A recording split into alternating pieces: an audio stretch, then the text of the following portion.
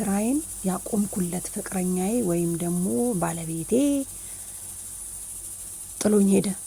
ሰላም ጤና ይስጥልኝ። እንግዲህ የተከበራችሁ ቤተሰቦች እንዴት ናችሁ? ደህና ናችሁ? እኔ ያለሁ እግዚአብሔር ይመስገን። እህታችን እንግዲህ ስትጀምር አሁን ከጀርመን እየተዋወቀችው ጓደኛዋ ጋራና እህትየው አብረው ጓደኛሞች እንደሆኑ በጣም እንደሚያወሩና ሚስት እንደሚፈልግ ለእህቷ ይነግራታል።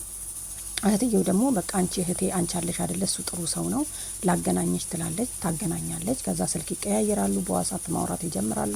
ለአንድ አመት ድረስ እንግዲህ ኢትዮጵያ እስከሚያመቻች ድረስ ዘለቀ። ከዛ በኋላ በአንድ አመት ውስጥ እንግዲህ አስቡት በጣም ብዙ ቀናቶች አሉና ወድሻለሁ፣ አፈቅርሻለሁ፣ እኔ ካንቺ ነው መውለድ የምፈልገው እያለ እየሞላት ነበረ። ከዛ በኋላ በቃ እሷም ያው ሴቶች ደግሞ አንዴ ወደዱ ነው። በዛ ላይ ደግሞ ጀርመን ነው የሚኖረው። አስቡት ሁላችንም ውጪ ኢትዮጵያ ያሉ ወንዶች ውጪ ነው የሚኖሩት። ሴቶች ፏ ብለው የሆነ ደንገጥ ብለው ምናምን ነገር እንትን ለማለት እንደሚሞክሩት ሴቶቹም እንደዛ ነን። ገባችኋ? ከዛ በኋላ ምንድነው ያደረገው መሰላችሁ? አንድ አመት ሙሉ አፍቅርሻለሁ፣ ወድሻለሁ አለ። በቃ ፎቶ ተላላኩ ምናምን በቃ ተመቸችው። አንድ አመት ሲሞላው መጣ።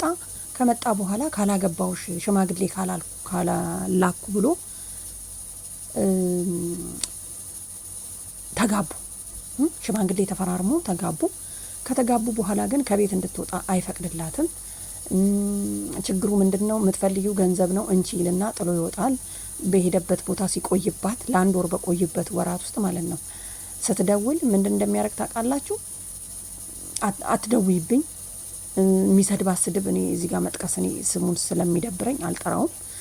ስለዚህ በጣም እንደሚሰድባት እሷ ግን ስለምትወደውና ደግሞ በጣም የሚገርመኝ ነገር ውጭ ሀገር የሚኖሩ ሰዎች ኮንፊውዝድ ናቸው፣ ጭንቅላታቸው አይሰራም ብሎ ኢትዮጵያ ውስጥ የሚያምኑበት እምነት አለ ማለት ነው። ሴቱንም ወንዱንም ማለት ነው።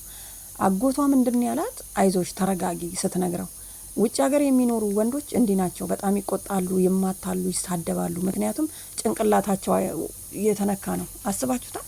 እኛ አረብ ሀገር ሆነን ኢትዮጵያ ስንሄድ ምንድነው የሚሉ መሰላችሁ? የሆነ በቃ ትንሽ ነገር ስታረጉ ምናምን አረብ ሀገር ሄዱ ሴቶች በቃ ጭንቅላታችን ተነክቶ ምናምን እንደማይሰራ ምናምን ነው የሚያስቡንና ለካ አውሮፓም ያሉትን ወንዶቹ እንደዛ ነው እንደሚያስቡት አልኩኝ። ከዛ ተረጋጊ ብሎ ሞላት። እሷም ደግሞ በቃ ይሄ ሰውዬ ከዛ ጭንቀቱ አለ፣ ናፍቆቱ አለ፣ ጀርመን ሲኖር ማለት ነው እሱ እስከሚተው ድረስ ትልና በቃ ተረጋጋች። እሱ ግን ያው ነው እና ከወጣ በኋላ ስትደውል ለምን ትደውይብኛለሽ ብሎ ይሳደባል። ሲመጣ ምናምን ነገር ጨቀጨቁ ምናምን። ይሄ ሁሉ ሲያሳያት አልገባትም።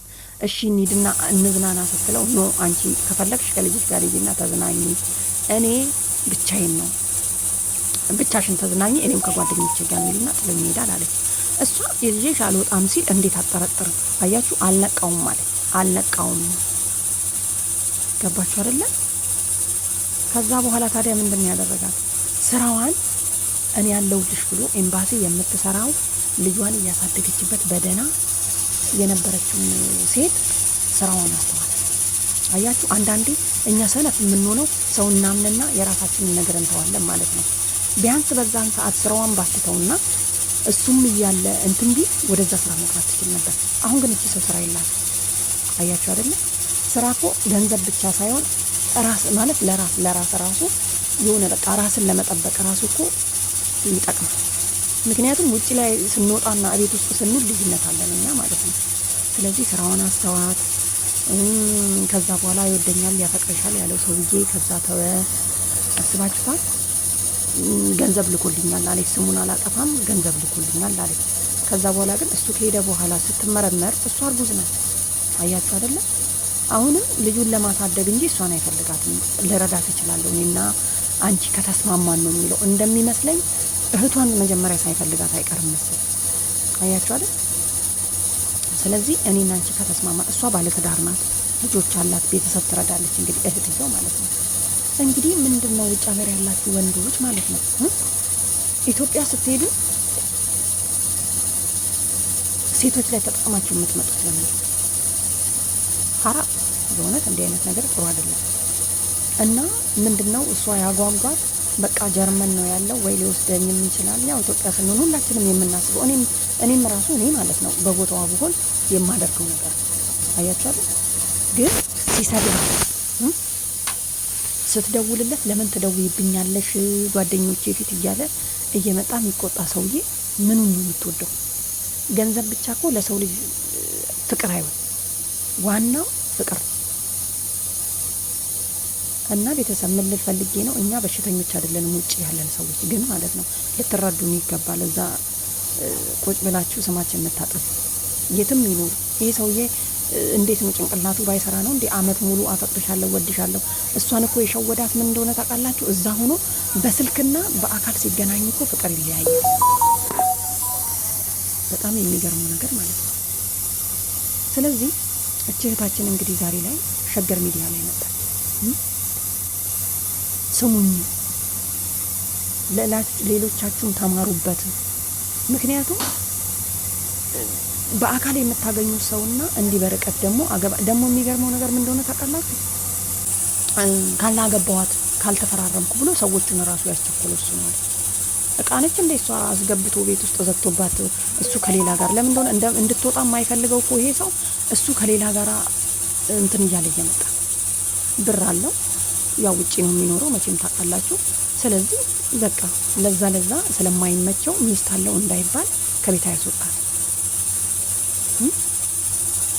ጥሎ መሄዱ ሳትሉ እስቲ 1 አመት ሙሉ ጊዜዋን የሚያቃጥለው እሱን ተው፣ ስራዋን ራሱ አስትቶ እንደዚህ እንቧ ጠብ እስከሚል ድረስ ማለት ነውና ታሳዝናለች።